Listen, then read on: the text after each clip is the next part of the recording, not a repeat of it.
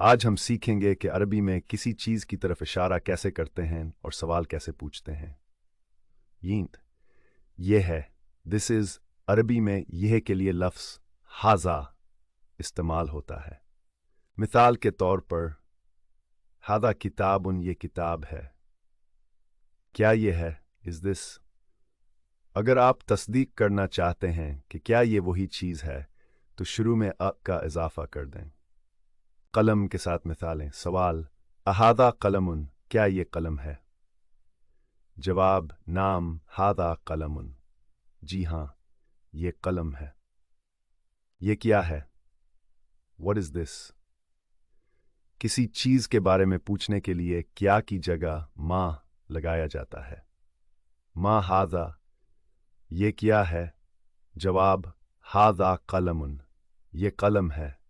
आज के सबक में हमने 3 अहम बातें सीखी। हादा हादा किसी भी चीज की तरफ इशारा करने के लिए। महाजा जब किसी चीज के बारे में पूछना हो कि ये क्या है। अहादा जब तस्दीक करनी हो कि क्या ये फलां चीज है। आज का सबक यहाँ ख़त्म होता है। आपने बहुत अच्छी कोशिश की, उनकी मशक करें। इंशाअल्लाह अगले सबक में हम कुछ नए अल्फाज और मज़ीद दिलचस्प जुमले सीखेंगे। तब तक के लिए अपना ख्याल रखें।